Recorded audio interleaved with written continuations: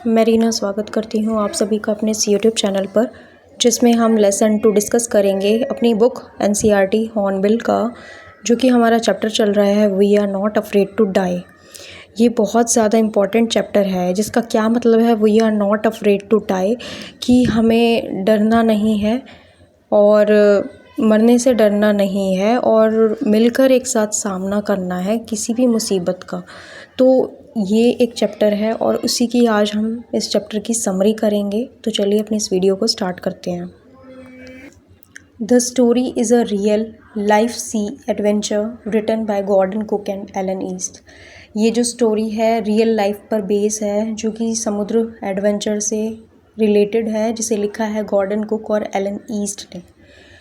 अब real life के बारे में बताते हैं, तो ऑथर जो है खुद के बारे में बताते हैं और अपनी लाइफ के बारे में उन्होंने इस बारे में बताया है और ख़ुद की ही उन्होंने जो सीन उनके साथ सिनेरियो हुआ अपनी फैमिली के साथ जब वो गए किसी जर्नी पर, तो उसके बारे में वो बताते हैं।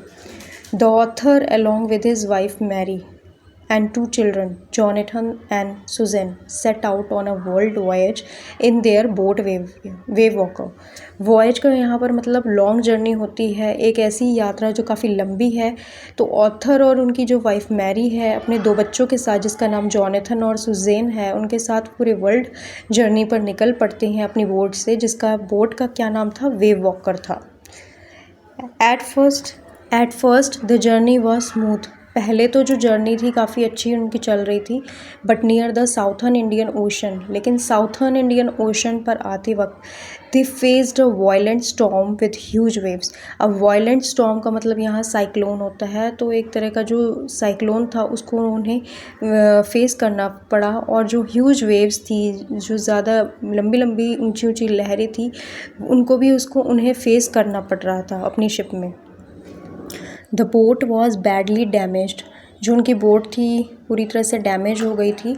And all family members were injured. और जितने भी फैमिली मेम्बर्स थे उन्हें भी चोट आई थी। डिस्पाइट द डेंजर, यहाँ डिस्पाइट का मतलब होता है कि बावजूद, डेंजर के बावजूद the family remained brave and United. इसके बावजूद भी जो फैमिली थी वो बहादुर बनकर रहे और यूनाइटेड, इकट्ठे रहे, एक साथ रहे। The children showed great courage, और बच्चों ने भी काफ़ी ज़्यादा साहस दिखाया। एस्पेशली व्हेन जॉनथन सेड, खास करके तब जब जॉनथन कहता है, क्या कहता है, we are not afraid to die if we can all be together. उसने कहा कि हम मरने से नहीं डरते अगर हम साथ में हैं तो ये जो वर्डिंग थी, ये जो ऑथर हैं उनके माइंड पर ये छप गई और उससे उन्हें हिम्मत मिली। तो उनका बेटा उन्हें हिम्मत देता है।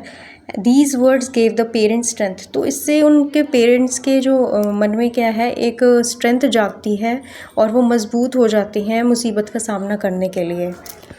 With team work, hope and continuous effort they finally reached एले आम्स्टरडैम। अब वो सारे इकट्ठे टीम वर्क कर रहे थे, उनके मन में एक आशा थी कि किस तरह से वो वहाँ इस स्टॉर्म से बाहर आ सकते हैं। एंड कॉन्टीन्यूस एफ़र्ट, और कॉन्टीन्यूसली अपना वो एफ़र्ट करते रहे, कई घंटों तक वो एफ़र्ट करते रहे उस मुसीबत को क्रॉस करने के लिए। दे फाइनली रीच्ड एले Amsterdam, a small island, and were rescued safely. Finally वो एक स्मॉल आइलैंड जिसका नाम एलेहमस्टन डैम था, वहाँ पहुँच जाते हैं safely. The story shows the power of courage, unity and never giving up in difficult times. ये जो स्टोरी है ये शो करती है कि किस तरह से हमें साहस करना है, इकट्ठे यूनिटी में रहना है और कभी गिव अप नहीं करना किसी भी सिचुएशन को या डिफ़िकल्ट टाइम्स को देखकर। तो ये हमें मैसेज मिलता है इस चैप्टर से, जिसका नाम है we are not afraid to die. So इस वीडियो में इतना ही। इसके बाद हम नेक्स्ट अपना क्विक रिवीजन करेंगे इस चैप्टर की। Thank you for watching this video. Please support this channel, like, share and subscribe to this channel also. Thank you so much.